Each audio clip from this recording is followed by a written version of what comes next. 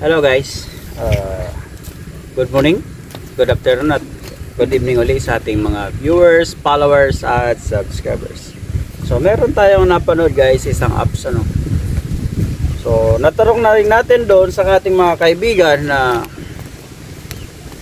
pwede daw gamitin na natural na organikong pang-spray sa ating mga halaman na yung tinatawag nating sabon, mantika at saka itong tubig ano.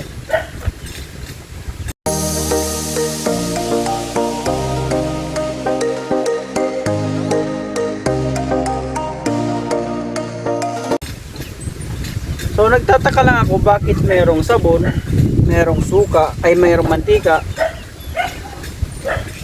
saka itong sabon na to ano. So gusto lang nating subukan kung talagang epektibo siya. So ito ay 7 liters itong galon ng tubig na to. Subukan lang natin. Dahil meron tayo ritong mga insekto na hindi talaga natin madali-dali ano. So pitong kutsara lang yung ating kailangan. So isa, dalawa, tatlo, apat, lima,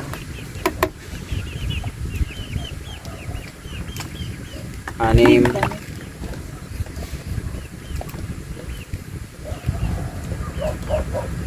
so pito. Sabi niya ay pito. So susundin natin yung kanyang binigay sa atin.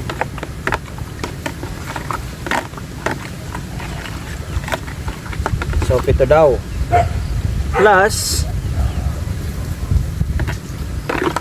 yung mantika na isang kutsara. So para saan nga ba yung isang kutsara ng mantika?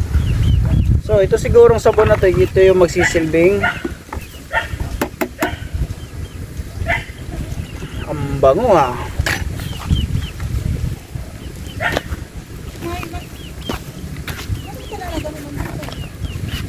So yung sabon ang siyang magsisilbing tagapatay at yung mantika naman yung magsisilbing tagadikit para hindi makalaya yung insekto. So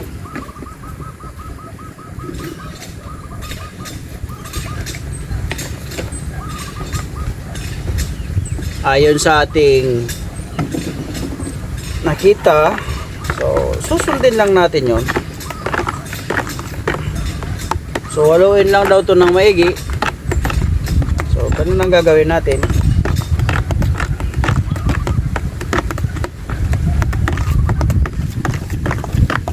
So yun daw yung purpose ng mantika. Kapag ka may dumikit na insekto ay hindi na makakaalis.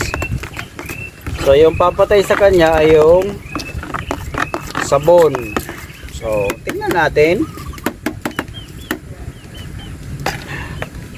Tingnan natin yung magiging resulta niya ngayon guys. Kung tama talaga yung binigay sa atin. Pero mga ko ng tabo mo. Ibabalik ko to dito. At nahalo ko na. Ayan, isasauli ko naman siya.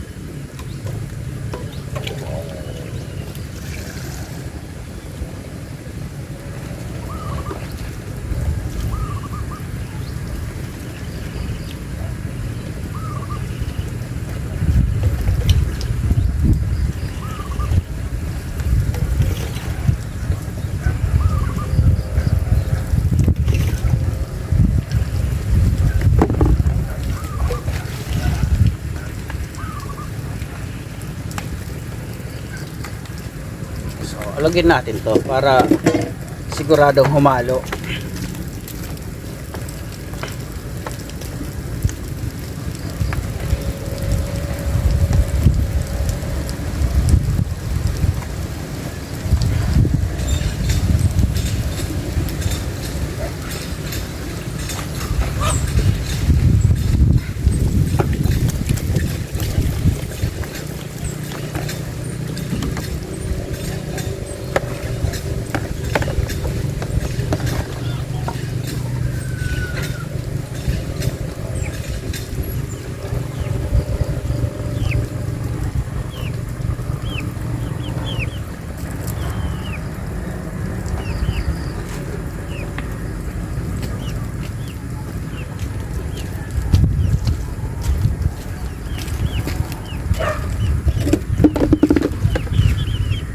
Kuha naman tayo para sa ating pang-spray.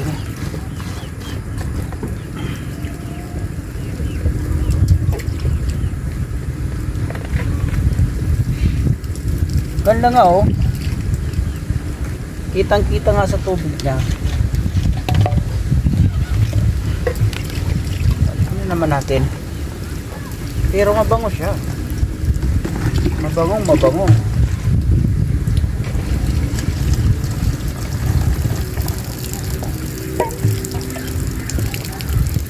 Mabango, mabango.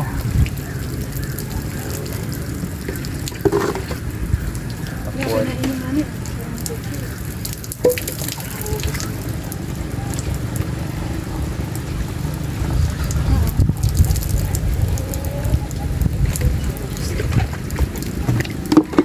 Di bale, huling ano niya na yan ngayon. Huling kain niya na yan dahil bukas ay bibilan natin siya ng isang buong tilapia.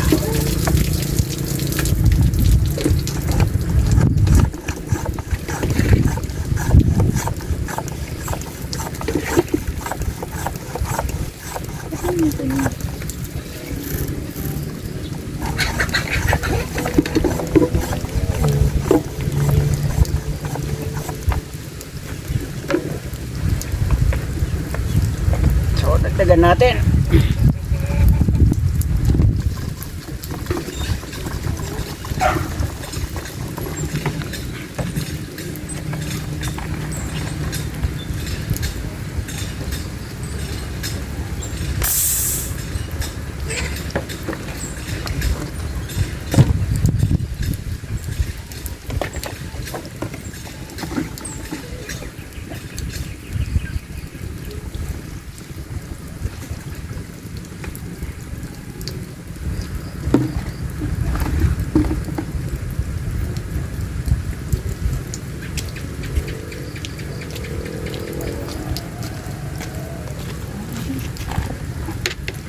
So okay naman yung review nito guys, yung naunang gumawa.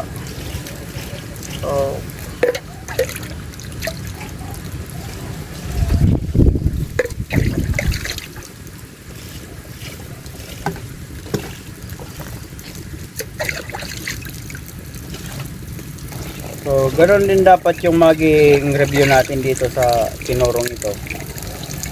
Kaya let's do this!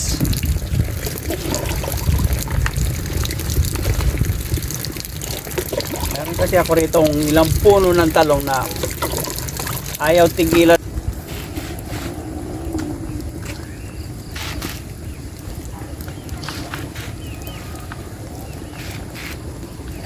Sabihin mo man kung saan mo i-spray or ano. So ayan na nga guys, ano, ang inuna nating ano, ng sirita natin ng ating ginawang pang-spray ay sa pang loob muna natin siya inuna, dahil yan ang suspect ako na nandyan tumatago.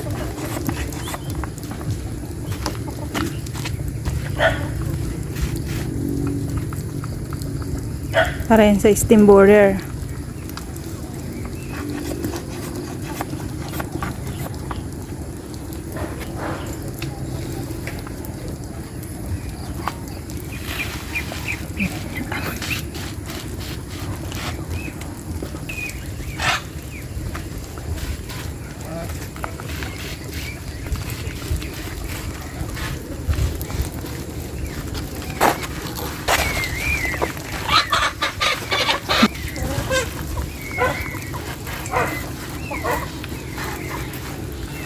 O ito. So ayan o. Yung puno na yan yung kinatay niya na nakarating na rito. Ayan o. So may dalawa na akong pinagpuputol. So ito sana ay namumulaklak na.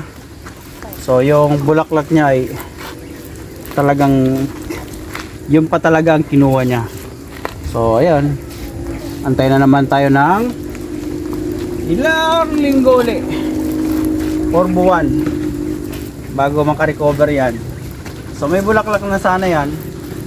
Yung talbos talaga kanyang tinitira.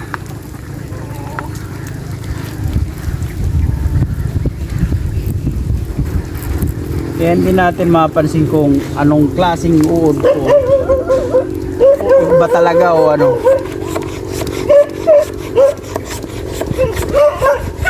Kahit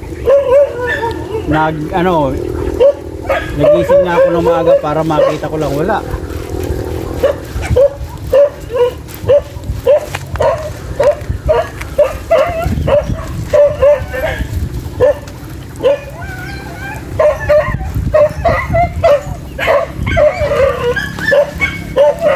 Kaya ngayon lahat sila.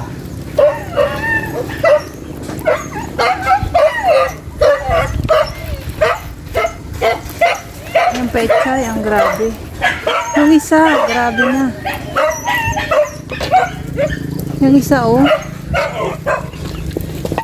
Ito halos. So halos ito, tingnan nyo ito guys, oh. Nandun pa yung kanyang, ayun.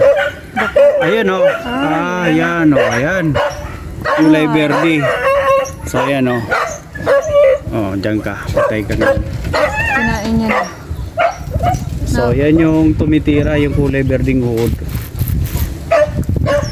Ayan pa. So ayan. So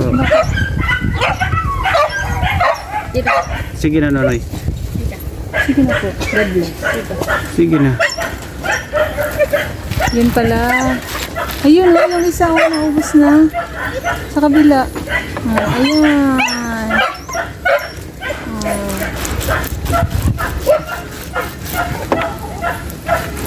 So hapon lang natin isprehan para mamayang gabi umatake na sila.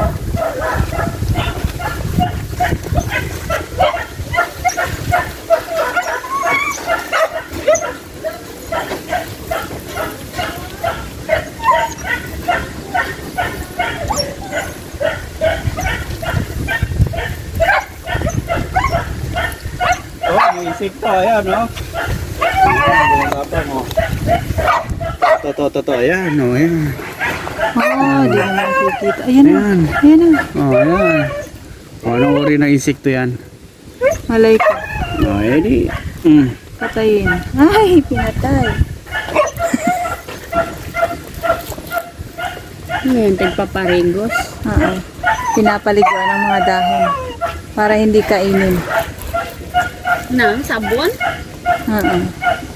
Dishwashing ang tignan mo. I-triming spray.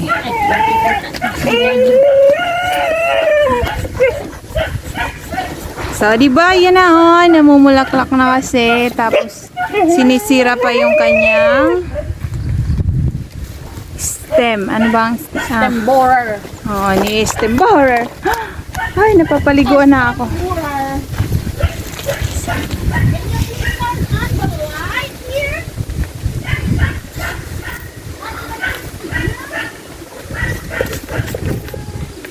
So, sana effective yung aming experiment na sabon para maging pamuksa sa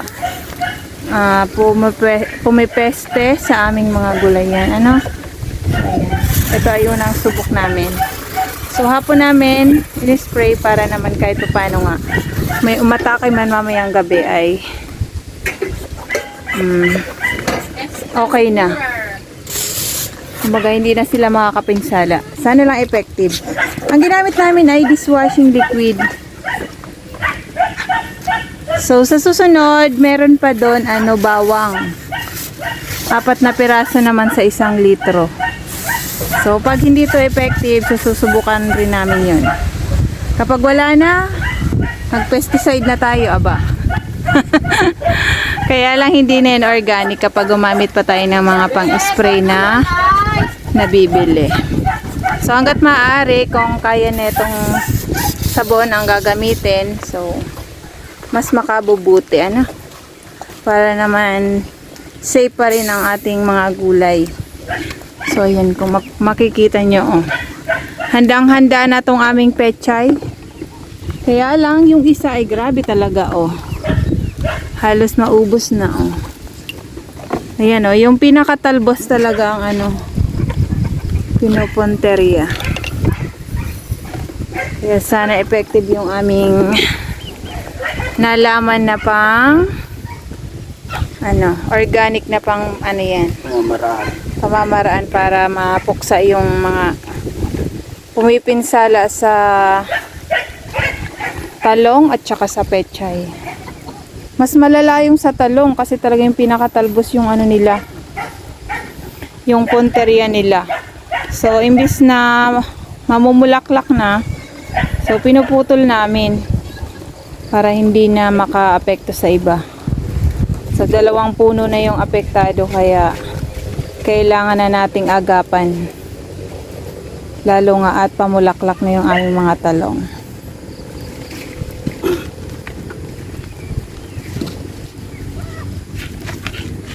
Saan pa yan?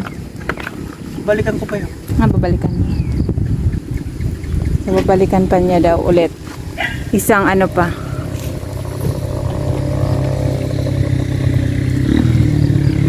So, dito kasi sa ano namin, dito naman sa sile, yun, yung dahon pa rin yung ano. Ayan o, ganyan din yung nangyayari.